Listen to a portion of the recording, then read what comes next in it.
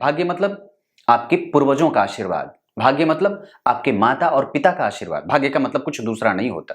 इतन्मे संशयं कृष्ण छेत्तुमर्हस्य शेषतः त्वदन्यः संशयस्यास्य छेत्ता नाह्युपपद्यते।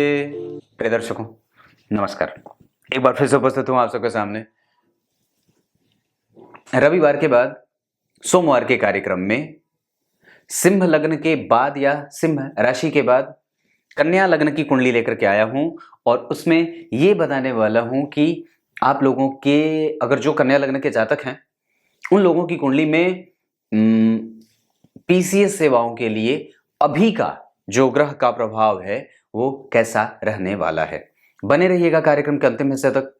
कार्यक्रम के आरंभ में बोले गए गीता जी का श्लोक भी बताने वाला हूं, अभी तुरंत ही बता देता हूं।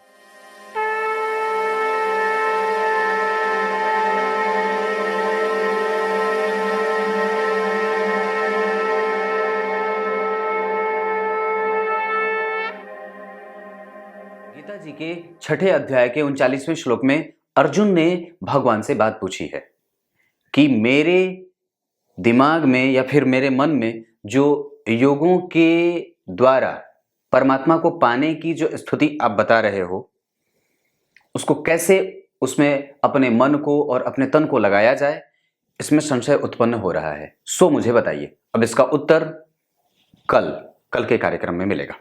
शुरू करते हैं आज का कार्यक्रम। यहां मैं आप लोगों के सामने एक कुंडली लेकर के आया हूं और एक ये आज की गोचर कुंडली है। मतलब अभी वर्तमान में जब मैं कार्यक्रम बनाने बैठा हूं तो चंद्रमा जो है वो सिंह राशि में गोचर कर रहे हैं, पर वर्तमान में मैंने उन्हें, चूंकि कन्या राशि के बारे में हमारी चर्चा हो रही है कि कन्या राशि के जातकों के लिए कैसे ये पीसीएस वगैरह की जो सेवाएं या फिर आईएएस लेवल की जो परीक्षाएं होती हैं ग्रुप ए लेवल की, उनको ग्रह कितना उनके साथ खड़े हैं। शुरू करते हैं। यहां मैं सबसे पहले आपको बता दूं कि अगर कन्या लग्न की कुंडली बनती है तो अगर मान लीजिए ये किसी जातक की कुंडली है, किसी भी जातक की कुंडली ये हो सकती है या आपकी भी हो सकती है, तो एक आईएएस या एक आईपीएस बनने के लिए, एक बड़े लेवल के अधिकारी बनने के लिए किसी भी कुंडली में किस चीज की आवश्यकता होती है? तो जन्म कुंडली में अगर लग्न के अधिपति लग्न में, और एक तो और भी सबसे अच्छी बात तब हो जाती है जब लग्न में ही चंद्रमा बैठ जाए। लग्न में ही चंद्रमा बैठ जाए और वो अगर वो उच्च के होकर के बैठे हो ग्रह के साथ, जैसे बुध भद्र योग बना रहे हैं, यहां बुध भद्र योग बना रहे हैं अपने ही राशि में, कन्या राशि में अगर बुध बैठे हो तो वो भद्र योग बन जाता है लग्न में। और साथ ही साथ अगर उनके साथ चंद्रमा भी बैठ जाए तो ये और भी ज्यादा स्पष्ट और भी ज्यादा मजबूत हो जाएगा। तो कहने का तात्पर्य ये है कि अगर जिस व्यक्ति की कन्या राशि और कन्या लग्न बने तो ये बात और भी संपूर्णतया और पुष्टि प्रदायक हो जाती है कि व्यक्ति आसानी से इस क्षेत्र के लिए, क्योंकि उसका लग्न बली हो जाएगा, और लग्न बली यानी कि स्वभाव मजबूत, स्वास्थ्य मजबूत, आपका मन मजबूत, आपका तन मजबूत, आपका हृदय मजबूत, इमोशन कंट्रोल कर सकते हैं, सही दिशा निर्देश लोगों को भी दे सकते हैं और खुद को भी दे सकते हैं। तो ये स्थिति बनती है। जन्म कुंडली के अगर दूसरे भाव के अधिपति अगर दूसरे भाव में बैठे हों, एक मैं सबसे ऊंची बात बता रहा हूं कि अगर ऐसी बात बनती हो तो ये व्यक्ति निसंदेह आईएएस या आईपीएस की तैयारी कर सकता है और उसकी कुंडली में योग आईएएस और आईपीएस की परीक्षा में सफल होने के हो जाते हैं। क्लियर है चीज? तो अगर द्वितीय भाव के अधिपति यहीं बैठे हो, जैसे कि तुला राशि बनी है, तुला राशि के अधिपति शुक्र होते हैं, वो यहीं बैठे हैं, या फिर वहां पे कोई उच्च का ग्रह बैठा हो, जैसे शनि तुला राशि में उच्च के होते हैं, ये बात यहां तक, या फिर यहां पे अन्य कोई और भी शुभ ग्रह बैठा हो, जैसे मान लीजिए यहां गुरु बैठे हो इनके साथ, या चंद्रमा बैठे हो, या इनके परम मित्र शनि बैठे हो, तो ये बात और भी ज्यादा मजबूती को प्राप्त कर जाएगी। अगर मान लीजिए आपकी कुंडली में तीसरे नंबर में कोई पापग्रह बैठे हो, जैसे कि मैंने यहां सूर्य के साथ केतु को बिठाया है, तो ये व्यक्ति के मेहनत का फल और मेहनत करने की प्रवृत्ति दोनों ही शामिल कर देते हैं, और ऐसी अवस्था में व्यक्ति बड़ा मेहनती हो जाता है और साथ ही साथ उसके पराक्रम का संपूर्ण परिणाम भी प्राप्त होता है। तीसरे नंबर भाव में अगर पापग्रह की राशि बने शनि और मंगल की, या फिर अगर बुध वहां पे पापग्रह के साथ बैठे हों, या स्वयं अगर इस भाव के अधिपति यहीं बैठे हों, तो निस्संदेह आपकी कुंडली में एक बेहतर कम्युनिकेशन और व्यक्ति की जो राइटिंग स्किल होती है वो बड़ी अच्छी बन जाती है। उसका एक्सप्लेनेशन पावर जो होता है वो बड़ा अच्छा होता है।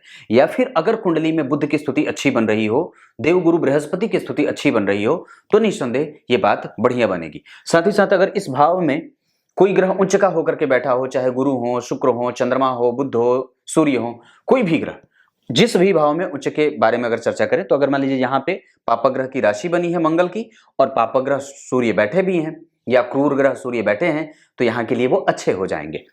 अगर वही बात हम अगर चतुर्थ भाव की करते हैं, तो चतुर्थ ये मैं इसलिए बना रहा हूं और बता रहा हूं ताकि आप लोगों को ये बात समझने में देर ना लगे कि कैसे राशि का फल देखा जाता है। आमतौर पे सामान्यतया राशि फल की स्थिति आजकल यूट्यूब पे ज्यादा है, पर वस्तुतः वो कई बार सही नहीं होती है या कई बार वो हमारे पल्ले नहीं पड़ती, लोगों के पल्ले, पर उसके व्यूज ज्यादा हैं वैसे। तो यहां मैं ये बोल रहा था कि चतुर्थ भाव में अगर किसी शुभ ग्रह की राशि बने या कोई पापग्रह भी अगर बैठा हो, जैसे कि मित्र की राशि में देवगुरु बृहस्पति की धनु राशि होती है और यहाँ मंगल बैठे हैं जो तृतीय भाव के अधिपति होकर के बैठे हो, या चाहे ऐसे भी यहाँ पे अगर कोई पापग्रह बैठा हो और उसकी दृष्टि अगर यहाँ पड़ रही है, जैसे कि सूर्य और अगर मान लीजिए सूर्य यहाँ बैठे आपकी कुंडली में, या मंगल यहाँ बैठे आपकी कुंडली में, या शुक्र यहाँ बैठे आपकी कुंडली में, या चंद्रमा यहाँ बैठे आपकी कुंडली में, और ऊपर से गुरु की दृष्टि पड़ जाए आपकी कुंडली में, तो ये बात अच्छी हो जाएगी आपकी कुंडली में। क्लियर हो रही है आपकी कुंडली में।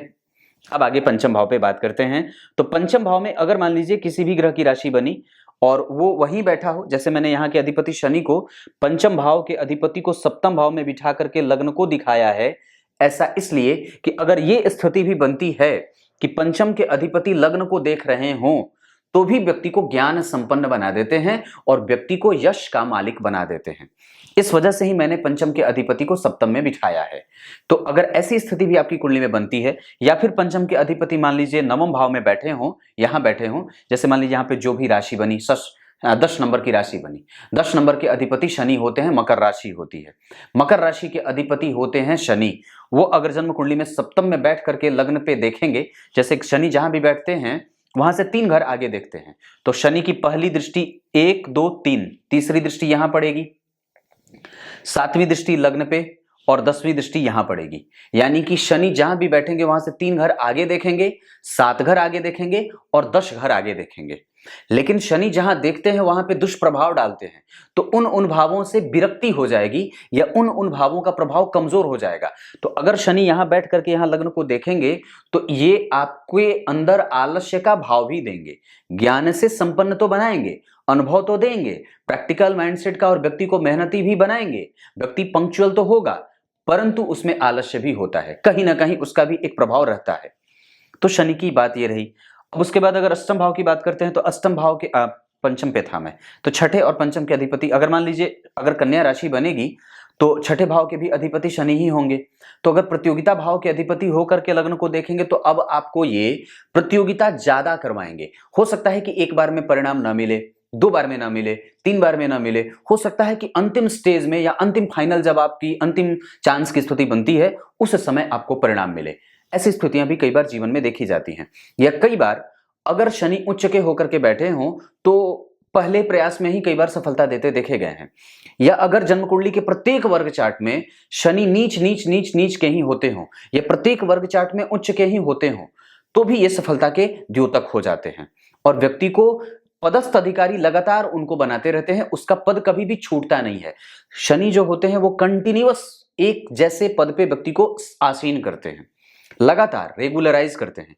अगर कुंडली में चंद्रमा कमजोर रहेंगे तो व्यक्ति के जीवन में डिसकंटिन्यूटी ला देते हैं, लेकिन अगर शनि बढ़िया रहें और बुध बढ़िया रहें तो व्यक्ति कंटिन्यूअस एक टाइम पे एक लेवल में आकर के, जैसे अगर बैठना भी होगा तो वो 10 घंटे 5 घंटे 8 घंटे लगातार बैठ करके उस चीज के लिए मेहनत कर सकता है।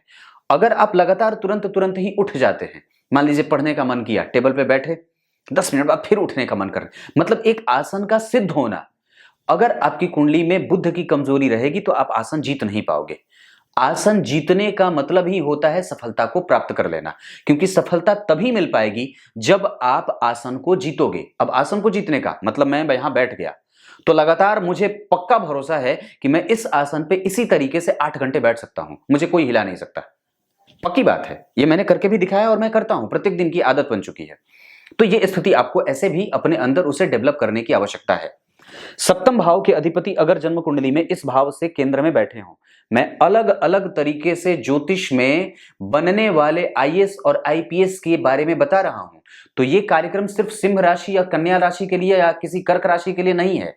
ये सबके लिए उतना ही साबित हो सकता है उपयोगी जैसे कि सामान्यतया प्रत्येक वर्ग के कार्यक्रम के लिए। ये आप अगर कन्या लग्न के हो तो ऐसा नहीं है कि आप ही देखोगे खाली, या सिंह लग्न वाले भी देख सकते हैं, क्योंकि मैंने इसको इसी में इसलिए ही जोड़ा है।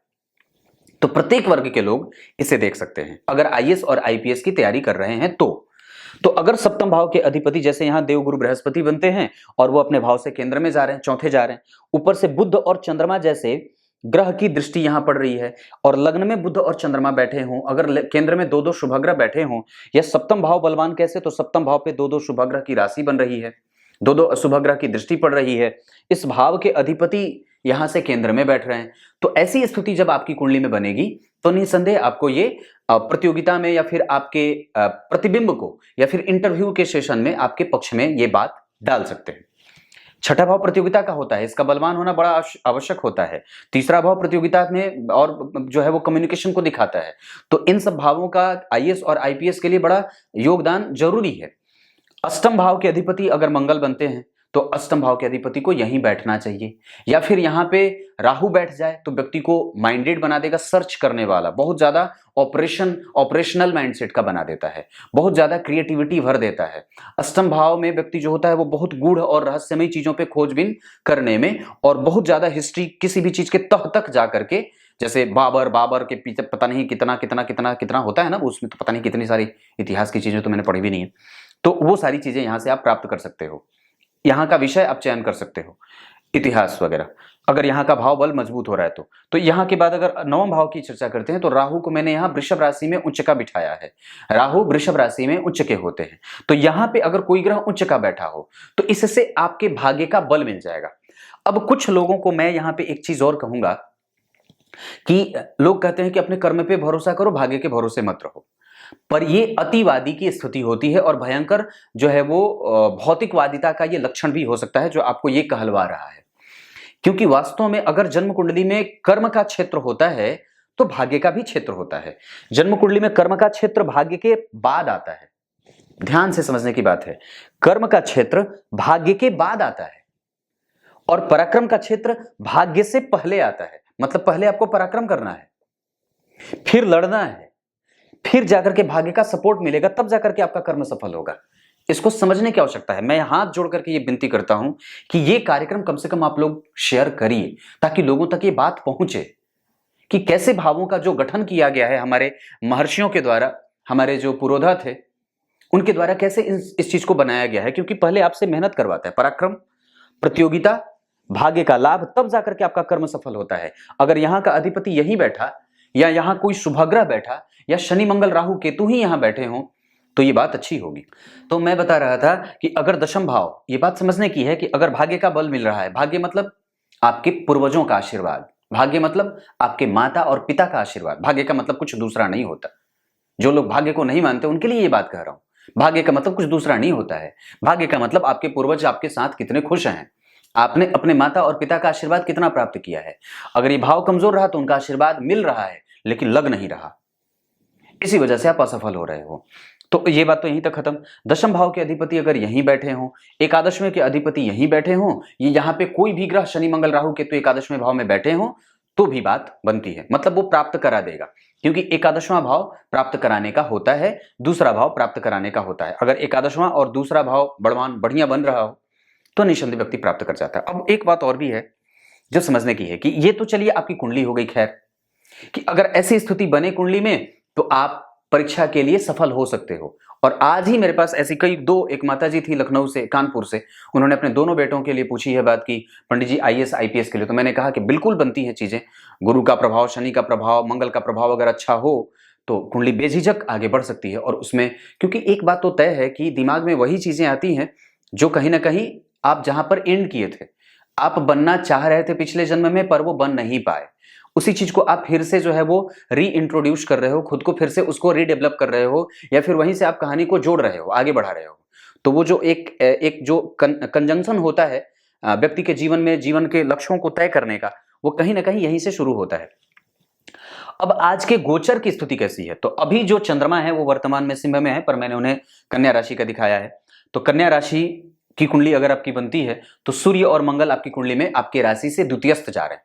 इसका मतलब है कि आपकी कुंडली में अगर बुध की राशि, सबसे पहले तो हमें यह देखना होगा कि बुध की स्थिति कैसी है, क्योंकि राशि का अधिपति अगर कमजोर रहेगा तो निस्संदेह प्रभाव करेगा कमजोर। तो लग्न में कन्या राशि बनी और राशि के अधिपति बुध जो है वो गौर करिए कहां है, जाकर के जन्म कुंडली में बुध भी अभी कन्या राशि में ही गोचर कर रहे हैं, यहीं पे हैं। लिखने वाले निखिल जी छोड़ दिए हैं लग रहा है, कोई बात नहीं। तो यहाँ पे बुध अभी कन्या राशि में ही गोचर कर रहे हैं अभी वर्तमान में। तो एक तो सबसे पहले बात ये बनी कि बुध और चंद्रमा का प्रभाव अच्छा रहा।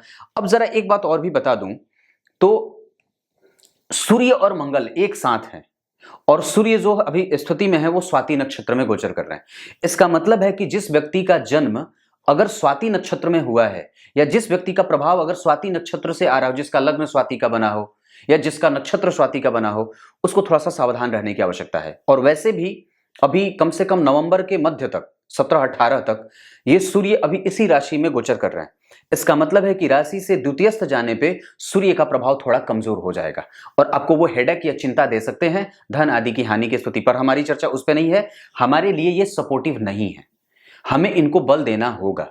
मंगल अगर द्वितीय भाव में बैठेंगे तो हो सकता है कि आपके लेखन क्षमता को बाधित करें, पेपर वर्क तैयार करने में कमजोरी हो, जितना आप मेहनत करना चाहते हो उतना ना हो, मन एक जगह कंसंट्रेट नहीं हो पाता है, दिमाग एक जगह स्थिर नहीं हो पा रहा है। तो ये नवंबर के बाद स्थितियां बदल जाएंगी। वैसे भी एक बात कहूं तो द्वितीय भाव में अगर आपकी राशि से दो पापक ग्रहों का प्रभाव बढ़ेगा तो व्यक्ति के दिमाग में खलबली मचेगी और उसका कंसंट्रेशन भंग होगा। तो मूलतः आपको अभी जो कन्या राशि के लोग हैं उनको अपने कंसंट्रेशन पे काम करना है, जिसके लिए उन्हें सूर्य को अर्घ और गणेश जी के मंत्रों का जप या फिर गणेश जी की आराधना या मंदिरों का दर्शन अगर हो सके, या नहीं तो प्राणायाम कर लीजिए, सबसे बढ़िया रहे। हनुमान चालीसा का पाठ कर लीजिए, सरसों तेल का दीपक जला लीजिए शाम के समय, ये काम आप कर सकते हैं। उसके बाद अगर गौर करते हैं तो देवगुरु बृहस्पति, यहाँ पे शुक्र जो है वो अभी आपकी राशि से अच्छे जा रहे हैं, तो ये ठीक है। मतलब व्यक्ति को पद के लिए वो स्वप्न देख सकता है और उसका मन अगर आपकी कुंडली में देख रहे हैं तो शुक्र की स्थिति आपके लिए सपोर्टिव है, तो ये ठीक है। अगर जन्म कुंडली में गुरु और शनि की बात करते हैं तो गुरु और शनि अभी जन्म कुंडली में या अभी वर्तमान में गोचर में कुंभ मकर राशि से गोचर कर रहे हैं। अब यहां पे गौर करने की बात है कि गुरु का प्रभाव पंचम भाव के लिए, राशि से पंचमस्थ गुरु का प्रभाव होगा, तो कई बार विवाह का प्रेशर भी बढ़ता है और कई बार आपको इसी में यश भी प्राप्त करना होता है। तो अभी विवाह को थोड़ी देर के लिए आप किनारे रख सकते हो, उधर ज्यादा अपने आप को बहकाने की कोई आवश्यकता नहीं है। पर हाँ, वहां पे ये बात है कि व्यक्ति को पंक्चुअलिटी पे भी ध्यान देना होगा।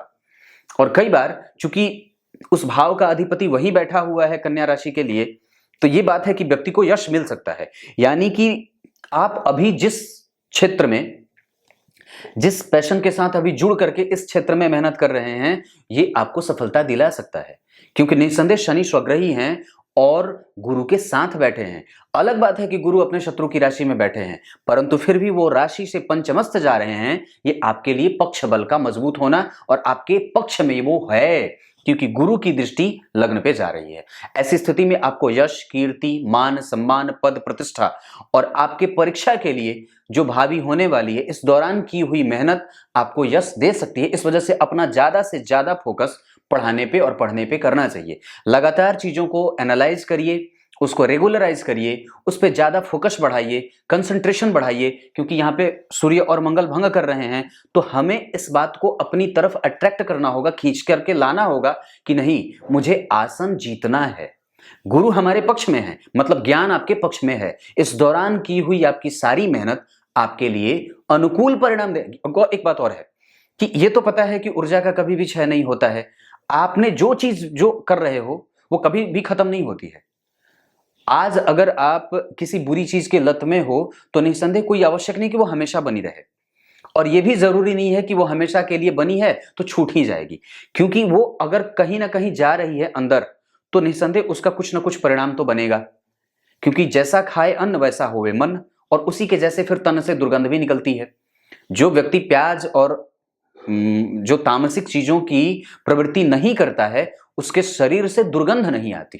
जो व्यक्ति प्याज लहसुन का सेवन नहीं करता है, उसके शरीर से और उसके जबान से, उसके मुंह से दुर्गंध की और किसी भी प्रकार की बदबू नहीं आती है। तो ये सारी चीजें कहां से आती हैं? आपका जो प्रभाव बढ़ा, आपके अंदर जो शालीनता आई, आपकी वाणी में जो प्रभाव विकसित होता है, वो आपके भोजन से ही आता है। तो कहीं ना कहीं ये बात इस बात पे भी निर्भर करती है कि आपके अंदर जिस चीज के लिए आप प्रयास कर रहे हैं, वो वस्तुतः आपको कितना पाना है, और वस्तुतः आपको अपने भोजन पे काम भी करना होगा। क्लियर है? ये चीजें आपके लिए सपोर्टिव हैं। राहु उच्च के होकर के बैठे हैं, लग्न को देख रहे हैं, कंसंट्रेशन और भाग्य का बल दोनों है, लेकिन वो भंग भी करेगा क्योंकि राहु की दृष्टि लग्न पे पड़ेगी, राहु की दृष्टि गुरु को भी प्रभावित कर रही है। अभी जो वर्तमान में ग्रह गोचर कर रहे हैं, वहां राहु वृषभ राशि के और गुरु मकर राशि के, तो राहु की दृष्टि जो है वो गुरु पे पड़ रही है। इस वजह से हो सकता है कि आपका मन कई बार बदलाव पसंद करे या कई बार विषय को लेकर के बदलने की इच्छा जाहिर हो, पर बदलने की कोई आवश्यकता नहीं है। आप चुपचाप अपने उसी चीज पे फोकस बढ़ा करके काम करते रहिए। निसंदेह सफलता के योग हैं। पर इस कन्या लग्न के जातकों के लिए क्या करना आवश्यक होगा? सबसे पहले आपको गणेश जी के मंत्रों का जप करना चाहिए। दूसरी बात, गणेश जी के मंदिर का दर्शन करना चाहिए। अगर हो सके तो बुधवार के दिन 21 दुर्वा गणेश जी को ओम गंग गणपते नमः बोल के चढ़ा सकते हैं। हरे रंग के वस्त्र का धारण ज्यादा करिए। विशेषतया अगर हो सके तो गणेश जी के मंत्र और सूर्य को अर्घ, हनुमान चालीसा का 3 बार अध्ययन अध्यापन पढ़ना, ये काम आप कर सकते हैं। रविवार को नमक का सेवन न करें तो ज्यादा बढ़िया रहेगा। कम से कम 1 माह तक नमक छोड़ दीजिए। और हनुमान चालीसा का पाठ अभी लगातार कम से कम शनि के कुंभ में आने तक लगातार करते रहना चाहिए। ये आपकी कुंडली है, पर मैंने दरअसल इसको और भी ज्यादा बेहतर बनाने का प्रयास किया है पिछले अन्य कार्यक्रमों से। इसको समझने की आवश्यकता है। तब तक के लिए बहुत बहुत नमस्कार।